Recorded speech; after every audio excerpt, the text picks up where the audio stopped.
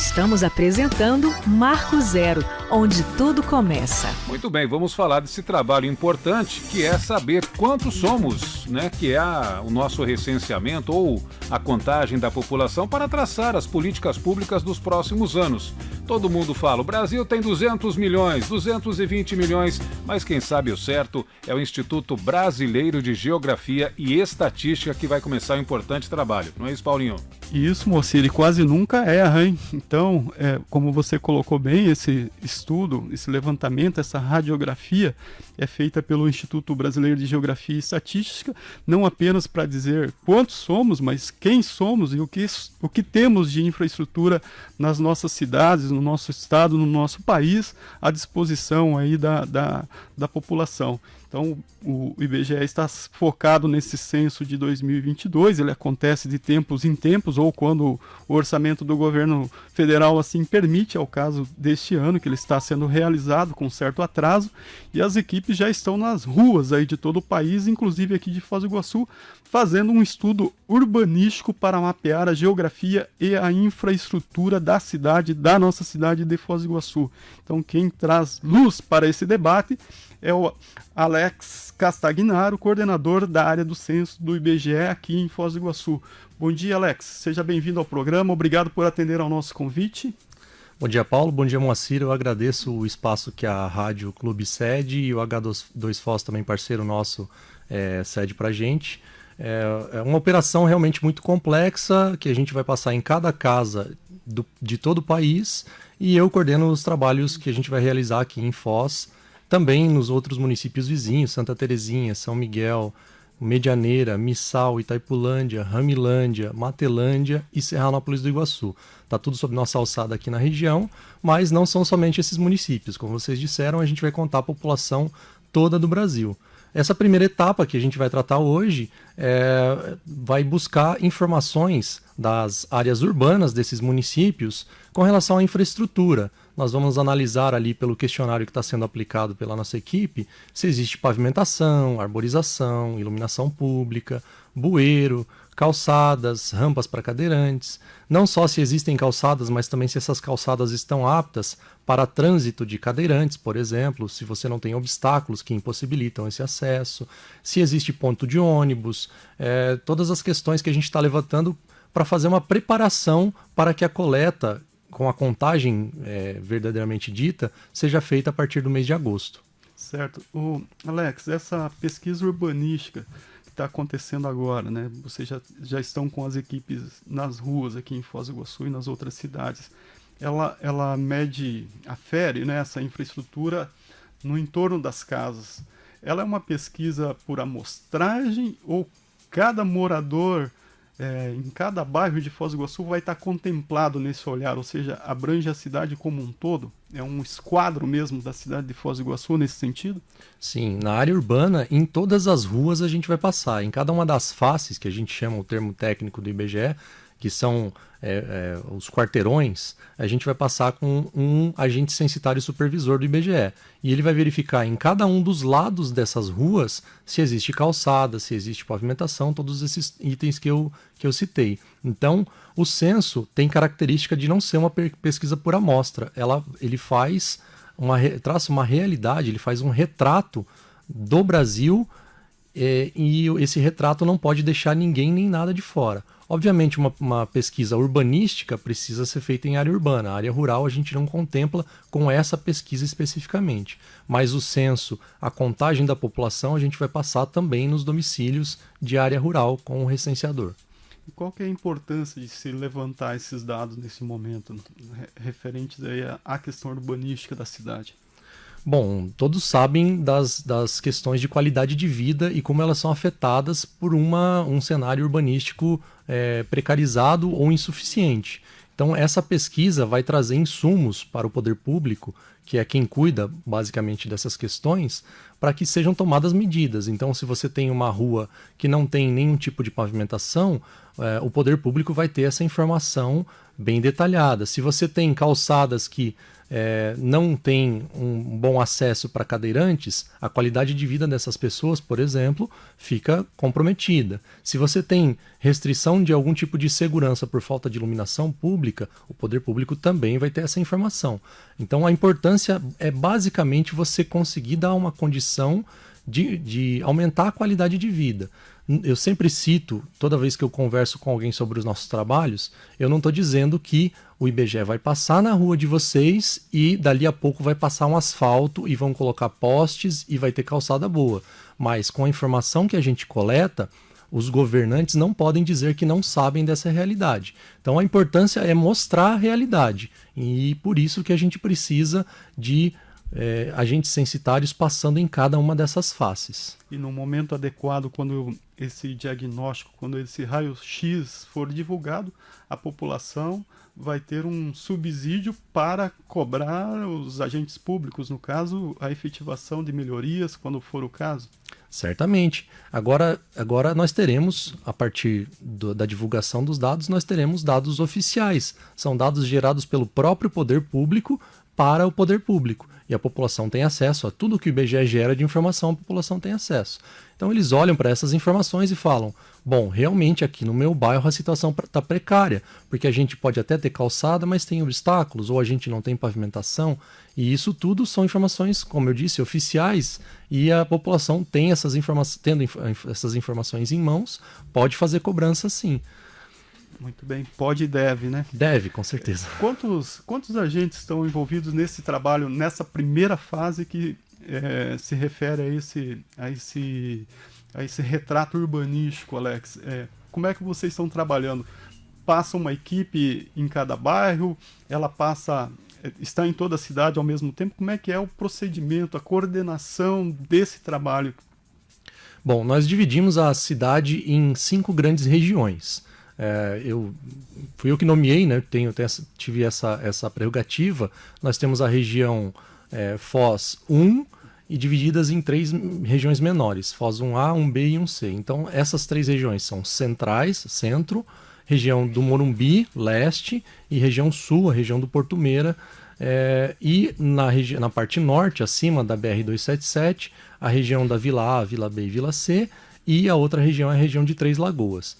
Cada posto de coleta desses, cada área de trabalho dessas, tem à disposição 4 ou 5 agentes supervisores que vão a campo. Então essas pessoas que vão em cada uma dessas ruas para fazer. Então nós temos uma pessoa em cada setor censitário em todas essas regiões divididas. São 22 no total, divididos entre esses 5 postos. Então, certamente, os moradores que estiverem atentos ali vão verificar alguém do IBGE com um colete, crachá, alguns estão usando boné de identificação também, vão ver essa pessoa passando com um equipamento na mão e olhando para os lados e tentando entender o que está acontecendo. Saibam que essa pessoa é que está coletando essas informações, ele que está atento para ver se existe bueiro, para ver se a rampa de cadeirante está instalada ali ou não. Então essa é a divisão de trabalho, são 22 pessoas entre essas 5 grandes regiões.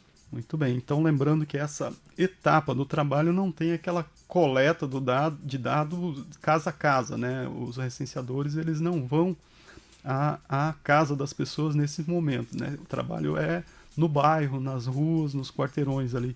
E como é que está o trabalho para essa segunda etapa, que aí sim começa a contagem e a amostra das informações por domicílio, Alex? Treinamento, organização da equipe, em que estágio que está esse trabalho? Bom, a gente está em andamento no momento um processo seletivo para completar o número de vagas necessárias para recenseadores. Assim que a gente terminar esse mapeamento e pesquisa de infraestrutura, pesquisa de entorno que a gente chama, ali no meio do mês de julho, a partir do dia 15, deixa eu fazer a conta direito para não falar bobagem, dia 18 de julho a gente vai estar treinando os recenseadores, de 18 até dia 23 de julho. Esses recenseadores vão receber treinamento. Na semana seguinte eles serão contratados e cada um vai escolher a sua área de trabalho receber o equipamento de coleta, os mapas de onde eles vão trabalhar, e a partir do dia 1º de agosto, sim, eles vão a campo. Então, no momento, a gente está numa etapa de finalizar os processos seletivos, para que na segunda semana de julho a gente comece a convocar eles recebam um treinamento, e a partir desse treinamento vão estar capacitados, vão passar de casa em casa. Também lembrando da importância de que o morador se sinta confortável em saber que essa pessoa é do IBGE. Todos os nossos funcionários vão estar reconhecíveis. As pessoas olham para eles e vão ver que eles têm um colete, que eles têm um crachá, que eles têm um equipamento de coleta, e eles vão estar a serviço do IBGE. Se a pessoa ainda assim se sentir um pouco desconfortável, ela pode fazer uma conferência se esse funcionário realmente trabalha no IBGE, no site respondendo.ibge.gov.br, colocando a matrícula e o número do documento do recenseador ou até mesmo do supervisor, para que a foto dele apareça no site. E aí você consegue fazer esse batimento. Então, se porventura, lá em agosto, quando um recenseador bater a porta de uma pessoa e ela sentir em dúvida, ela pode, com esses dados que você acaba de mencionar, verificar no site, né? Não abre a porta, pede para a pessoa esperar um pouquinho, vai lá dentro de casa, acessa no site, comprova a identidade, a relação dele com o IBGE e com o trabalho que está sendo feito. Para a sua segurança, é isso? Sim, sim. A gente sabe da preocupação da sociedade hoje em dia com relação a golpes e a questão de segurança pública está bastante complexa. O IBGE não pode ser vítima disso e também não pode tornar ninguém vítima disso. Para isso nós temos essas ferramentas. Além do site, que repetindo, é respondendo.ibge.gov.br, além desse site, também tem um número de 0800, que vai ser habilitado na época da coleta, então eu ainda não tenho um número ao certo, mas cada recenseador pode passar esse número também. O morador pode ligar nesse número e passar a matrícula e o documento do recenseador, e a pessoa que atender o telefone vai dizer se é ou não do IBGE. Mas é importante que as pessoas tenham em mente que, estando caracterizado, é fundamental que todos respondam o censo. Cada família vai ter a oportunidade de contar um pouco sobre sua realidade para o IBGE, que, como eu já citei anteriormente, é um órgão de Estado que traz informações e estatísticas oficiais. Zelo com segurança à parte, é fundamental que a população lá em agosto abra as portas para o recenseador e responda as questões que estão no questionário. Que questões que serão essas, Alex? Bom, nós teremos 2 tipos de questionário. Nós temos um questionário básico, que é um questionário mais curto, com menos perguntas, cerca de 30 perguntas, que é um questionário que vai ser feito em 90% das casas. E são perguntas simples, como data de nascimento, cor de pele, se está estudando, se sabe ler ou escrever ou não, e uma parte bem simplificada sobre rendimentos da pessoa responsável pela casa. Um questionário super simples e rápido para a gente fazer esse levantamento. Nos outros, quantos minutos para responder, em média? Nos testes que a gente vem realizando, que o censo vai começar agora, mas até colocar ele em campo a gente testa bastante, né? A gente fez um teste completo em Jardim Olinda, aqui no Paraná, uma cidade de cerca de 3.000 habitantes. O questionário básico demora de 10 a 15 minutos. Creio que, dependendo do tamanho da família, obviamente, né, a gente traça uma média, mas uma família com mais pessoas vai ter Todos mais respondem perguntas. daí ao questionário? O nosso método é o seguinte: se todos estiverem em casa e conseguirem responder, desde que tenham 12 anos ou mais, ou seja, a gente não vai abordar crianças para responderem o questionário, todos podem responder por si mesmos. Mas a gente sabe que a realidade não é essa. A gente sabe que normalmente o recenseador vai encontrar uma ou no máximo 2 pessoas em casa. Então um morador pode responder pelos outros. Então já fica inclusive o alerta aí de que as pessoas tenham informações sobre quem mora com elas para que possa responder o IBGE também. Se tiver todo mundo em casa, cada um pode responder por si e participar da pesquisa. Do contrário, E o segundo questionário seria o quê? o questionário de amostra, Amostra. que aqui em Foz são 10% das casas que vão responder. Quando eu falo casas, apartamentos, só para deixar claro também. Colocar Né, como moradia. onde tá o moradia. A cidadão, gente chama né? de domicílio. Isso, domicílio. Nosso termo é domicílio.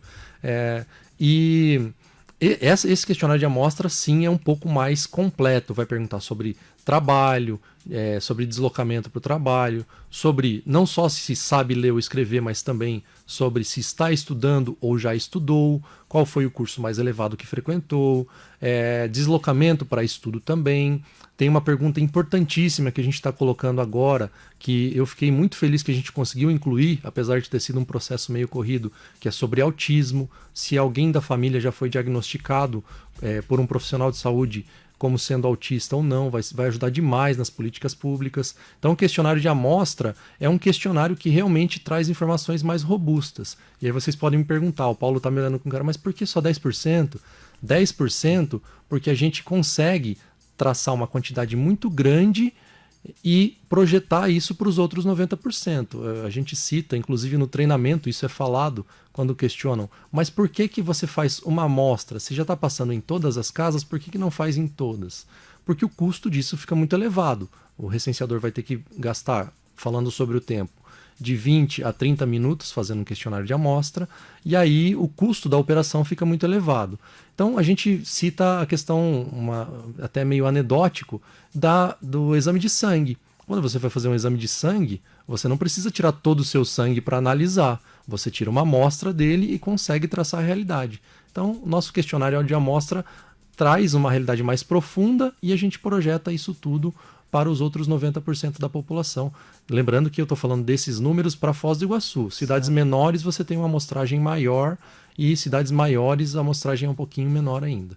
Certo, é estatístico e matemático, quer dizer, os números batem, né? Sim. O Alex, você comemorou aí a questão da inserção de questões relacionadas ao autismo no questionário, importante, fundamental, e gênero, como que está colocado nessa pesquisa? Sim, foi um ponto bastante polêmico, teve até um juiz... Uma decisão judicial, exigindo que fosse colocado. Isso ainda está tramitando, né? Obviamente, eu estou aqui em Foz do Iguaçu, não faço ideia do que está acontecendo com relação a essas decisões, mas o IBGE, no momento, com um prazo tão curto, foi até uma nota do próprio IBGE falando isso, não teria como incluir isso. No momento, nós perguntamos o sexo ao nascer, se era masculino ou feminino, porque isso vincula outras perguntas no questionário de amostra. Por exemplo, para mulheres de 14 anos ou mais, se não me engano, será perguntado sobre fecundidade.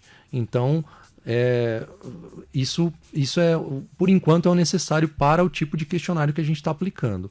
Certamente isso será mais para frente colocado em pauta para que a gente possa fazer um teste dessas perguntas para ver se as pessoas entendem, para ver se as perguntas satisfazem a necessidade, e isso certamente será levantado posteriormente pelo IBGE. Mas no momento, infelizmente, a gente não tem tempo hábil e não tem condições técnicas de fazer uma modificação tão profunda no questionário para incluir a questão de gênero. Não é que o IBGE não se importa com isso, não entendam dessa forma, não é isso. É que, como o censo vem sendo preparado desde que acabou o último censo, a gente precisa colocar em andamento o que foi preparado. Então, para o próximo censo, certamente a comunidade pode interpelar o IBGE, pode solicitar que seja discutido e incluído no próximo questionário. Alex, você mencionou entre as questões, vocês perguntarão aos moradores nas cidades, em Foz do Iguaçu, questões sobre rendimentos.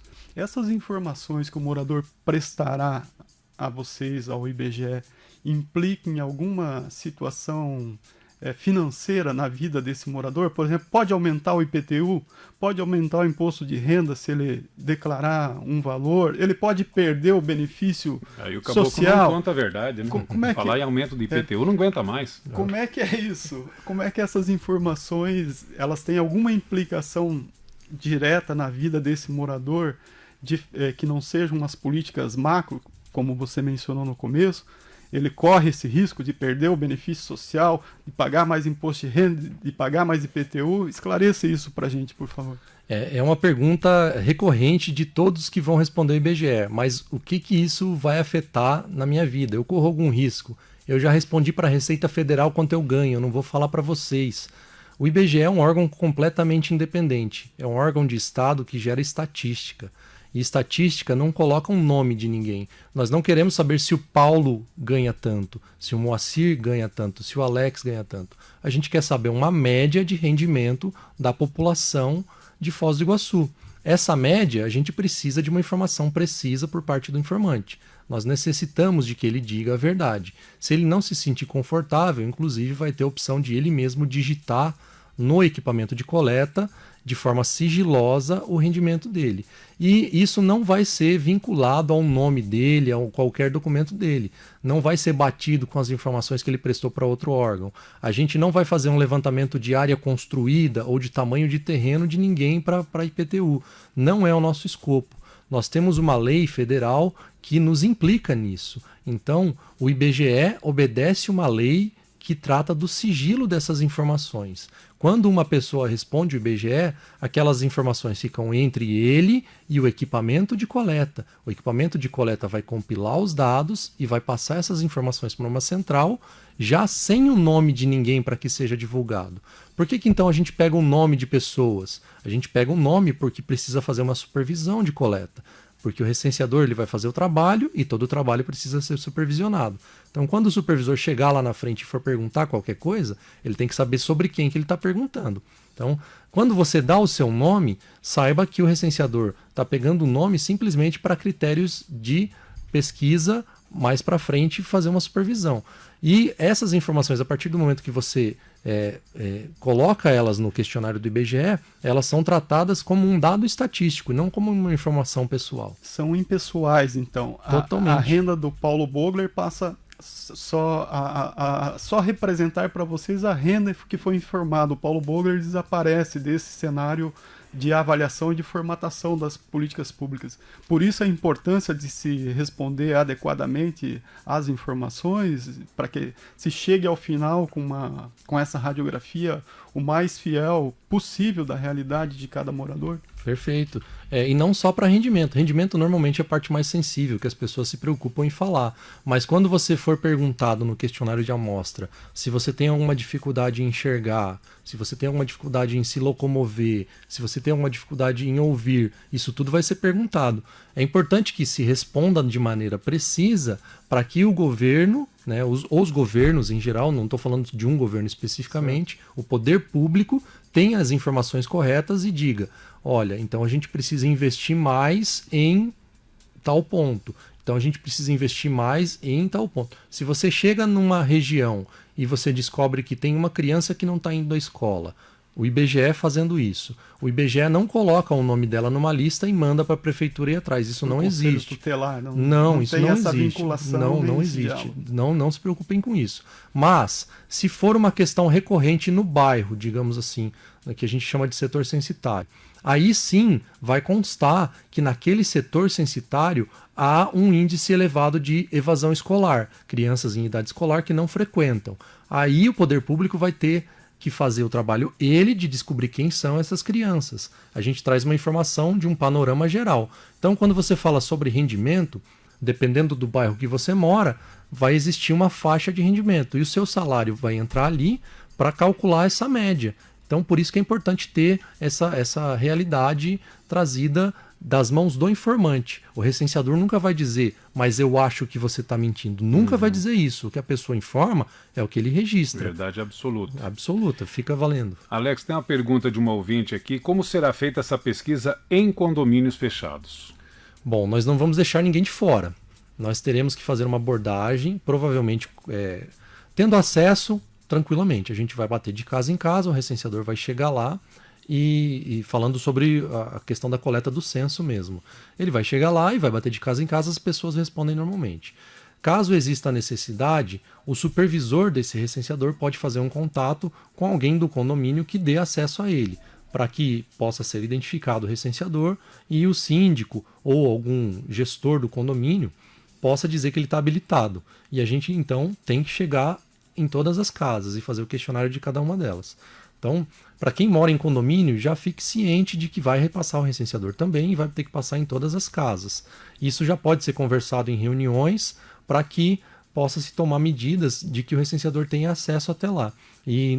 Realmente são regiões que a gente tem bastante dificuldade, porque o recenseador e os entrevistadores em geral das pesquisas, eles não conseguem nem explicar para o morador o que está acontecendo. Olha, você ouviu falar do censo, porque o porteiro já barra o recenseador no início. Então é importante que quem mora em condomínios fechados ou prédios de apartamentos já tenha o conhecimento de que a operação vai acontecer e já trate disso junto ao síndico ou algum gestor para que o recenseador, quando for até lá, seja recebido, seja verificada a identidade dele e ele tenha acesso aos domicílios para fazer a pesquisa. Como eu disse, não podemos deixar ninguém de fora. Se mora alguém dentro do Parque Nacional é setor censitário, a gente vai até lá. Se mora alguém em um prédio e a gente vai ter que ter acesso e fazer a pesquisa no prédio também, em todos os lugares. Neste tema aí, eu gostaria de desenvolver um pouco, a partir do que você expôs, Alex, que assim, nós falamos da importância do censo como demandador de políticas públicas, ou seja, vai melhorar a infraestrutura lá do bairro onde não tem, ou pelo menos vai projetar informações para que se melhore, né, a infraestrutura lá do bairro que não tem rua, não tem a calçada adequada. Mas o morador de uma região mais central, de um condomínio, uma população de classe média, ele olha e fala, puxa, mas isso aí eu tenho tudo que eu preciso na minha infraestrutura. Então qual que é a importância desse morador da classe média ou de um bairro mais estruturado participar e responder ao censo? Bom, toda população sempre tem algum tipo de demanda, né? Então, se você está respondendo o questionário com a sua realidade, as demandas que você tem vão estar incluídas ali. Se você não responde o questionário, suas demandas podem simplesmente desaparecer. Então, um morador de classe média de uma região central, ele pode falar da realidade dele, responder no questionário, e com isso pode conseguir buscar, pleitear por cobrir essas necessidades. Como eu sempre digo, o IBGE não promete que vai resolver o problema, mas traz as informações oficiais. Então é fundamental que todos participem, porque a missão nossa é retratar o Brasil, não retratar só os bairros que têm mais necessitados, não retratar só a necessidade de escola em periferia. A nossa função é mostrar que existem lugares onde as coisas precisam ser feitas e existem lugares em que as coisas foram feitas, mas que tem outros tipos de demanda. E essas demandas, só para complementar, essas demandas elas têm que ser apresentadas de forma oficial. Então é importante demais que todos apareçam nesse tal retrato que eu estou dizendo. E no final isso vai beneficiar a coletividade, a cidade como um todo, o estado como um todo, o país como um todo, independentemente do governo de plantão. Vai gerar informações para políticas de estado, né? Ou seja, vão ser permanentes, vão estar à disposição de planejamentos, independentemente do governo que está aí ou do próximo que virá. Nós vamos ouvir muito, por causa dessa espécie de polarização política que existe. Ah, mas eu sou do outro, eu não voto nesse, eu não voto naquele. Quando era o Collor o presidente, o IBGE fez o censo. Quando era o Fernando Henrique, o IBGE fez o censo. Quando era o Lula, o IBGE fez o censo. Quando era a Dilma, o IBGE fez o censo. Quando é o Bolsonaro, o IBGE vai fazer o censo. E percebam que daqui 10 anos, quando for outro presidente, o IBGE vai fazer o censo. O IBGE não tem nada a ver com quem está no poder. O IBGE tem a ver com mostrar a realidade da população. Para quem está no poder, seja o prefeito de Foz, seja o governador do estado, seja o presidente, tenham condições de planejar um futuro melhor. E isso é fundamental, para isso é fundamental a participação de todos. Então, se você acha que está bom ou ruim, para o IBGE não é questão de fazer essa avaliação, é questão de mostrar essa realidade. Então, não vai ter ninguém do IBGE fazendo campanha para nenhum dos candidatos. Não vai ter ninguém do IBGE dizendo que agora é melhor ou antes era melhor. Não existe isso. O que a gente quer saber é realidade. É basicamente uma metodologia adotada para criar esse tipo de informação e, com isso, continuem existindo ferramentas e insumos para que o país continue melhorando. Alex, para a gente se encaminhar para o encerramento, você nos contou antes que está na cidade, praticamente cria da cidade há 40 anos, você mora aqui, conhece bem a realidade, está à frente do IBGE já há alguns anos. a gente já teve polêmicas aqui em relação ao número de habitantes de Foz do Iguaçu, já teve gente que pediu recontagem, né, se duvida dos dados. E em relação à população de Foz do Iguaçu, o IBGE, o censo vai nos trazer um dado objetivo, material e concreto agora, neste ano. Mas, quando não há censo, o IBGE faz uma estimativa. E essa estimativa, a última do ano passado, coloca a gente numa estagnação aí na faixa dos 250 mil habitantes. Com a tua experiência e com o teu tatear aí dos números, você acha que esse número vai ser acima, vai ser parecido com o que está, vai ser abaixo? O que você pode nos antecipar aí? Essa pergunta é muito complicada. Eu como IBGE, eu não posso dizer nada com relação a isso. Como cidadão, ao que me parece é que a cidade realmente cresceu um pouco. Mas eu não posso ir além disso. A cidade crescer, ter mais bairros, não quer dizer necessariamente que a população aumentou. Como IBGE, o que eu posso prometer? Se a pessoa mora em Foz do Iguaçu e se dispuser a responder o IBGE, a gente vai contar toda a população. Então, com relação às estimativas, eu trabalhava já em 2010, eu auxiliei o José Carlos Coelho, que era o coordenador do censo aqui em Foz. Eu coordenei em Santa Terezinha, São Miguel e Itaipulândia, mas auxiliei ele aqui e eu lembro muito bem das demandas. O Paulo McDonald era o prefeito na época e realmente as estimativas jogavam a população de Foz para acima de 300 mil habitantes. Mas uma estimativa é uma conta feita, levando vários critérios científicos e acordos internacionais, não é só o IBGE que tirou da cabeça de como vai fazer, tudo isso é muito bem estabelecido. A estimativa sempre joga os números entre censos. Se a gente lembrar da década de 90, de 91 a 2000, a cidade cresceu aproximadamente 65 mil habitantes. Ela tinha na faixa de 190 mil lá em 91 e cresceu a 255 mil aproximadamente em 2000. 91 a 2000, essa projeção ela é jogada com alguns ajustes para a próxima década. E aí, no censo seguinte, a gente passou de casa em casa, do mesmo jeito que a gente vai fazer agora, e a gente contou toda a população, e essa população ficou próxima do que a gente tinha lá em 2000. Então, entre 2000 e 2010, a população parou de crescer. E foi uma realidade que realmente a gente observou. Não quer dizer que em 2007 não tinha próximo de 300 mil, ou 2004, qualquer coisa assim. Quer dizer que entre 2000 e 2010, dos dois censos, a diferença não foi significativa. E essa mesma projeção vai sendo jogada de 2010 até 2020, que seria o caso de ter o censo, não tivemos por causa da pandemia, e agora a gente vai fazer a contagem. Então, digamos que supostamente encontremos 280 mil habitantes. São mais ou menos uns 20 mil habitantes de diferença entre 2010 e 2022. Até 2030 a gente vai projetar esse mesmo crescimento. Então, as políticas públicas são importantes por causa disso. Você ter, não só contar a população, também jogar uma projeção de crescimento para frente. E com isso, o município recebe verbas de acordo com os dados do censo e essas projeções. Então, mais uma vez, reforçando, puxando a sardinha para o meu lado. Precisamos que todos participem. Eu não prometo população para nenhum município. O IBGE não promete, não eu, Alex. Eu, como IBGE, não prometo. Mas eu prometo que a gente vai fazer o melhor trabalho possível para que todos sejam contados. Então, recontagem é um direito dos municípios, ele vai entrar com recurso, isso vai ser analisado, existe uma série de condições legais que eu não domino, não posso opinar, mas o trabalho ele é feito com um sistema para que todas as casas sejam visitadas, esse trabalho é supervisionado e verificado. Então, a gente tem o compromisso de fazer um trabalho bem feito justamente para isso. Pensando nesse ponto, é o que a gente pode prometer, fazer o melhor trabalho que a gente pode com as ferramentas que a gente tem em mão. Certo. Alex, a gente agradece muito a sua participação, por ter trazido todos esses esclarecimentos aí. Se o IBGE não promete população para nenhum município, também não o tira, né? Então, com certeza. Se pode ver que o trabalho é técnico e ele acontece como deve ser. Para você finalizar a nossa conversa aqui, por favor, um recado para a população para receber o recenseador do IBGE a partir de agosto deste ano nas suas casas.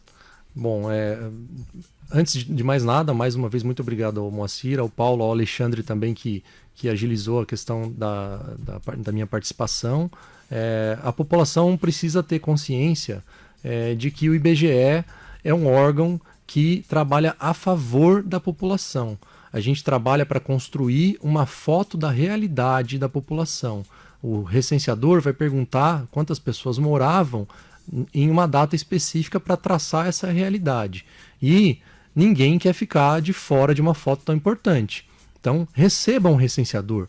Se tiver com dúvidas, verifiquem a identificação dele, facilitem o acesso a prédios e condomínios fechados, tenham em mente de que ele está fazendo um trabalho bastante extenso, bastante detalhado e também cansativo. Então, uma cortesia com relação a ele está capacitado para fazer as perguntas, ele vai ser treinado para isso. Então, toda a ajuda da população é fundamental para que a gente consiga realmente mostrar como o Brasil é, e isso vai ser fundamental tanto para o poder público quanto para a iniciativa privada, que vai projetar negócios no nosso município de acordo com o que a gente tiver de realidade.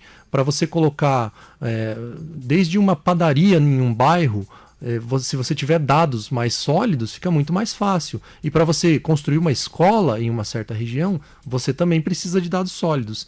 E é a gente que vai construir isso, como IBGE, junto com a população. Então, peço a ajuda de todos, a colaboração de todos, a partir do dia 1º de agosto, receber o recenseador em suas casas e responderem com as informações que ele solicitar. Muito bom, muito bem, Alex, e um bom trabalho aí, não só você, como todos os recenseadores, o restante da equipe do IBGE, mas principalmente os recenseadores aí que vão às ruas, aos que já estão agora fazendo essa primeira parte do trabalho, desse processo fundamental aí para a gente entender quem somos, quem é o nosso país, quem é a nossa cidade e pensar em estruturas para melhorar a vida de cada um de nós. É contigo, Moacir. A gente falou agora com Alex Castagnaro, ele que é o responsável aí pelo censo do IBGE aqui em Foz do Iguaçu e na região, trouxe todos esses esclarecimentos e esse apelo à população para receber bem a equipe do IBGE em suas casas.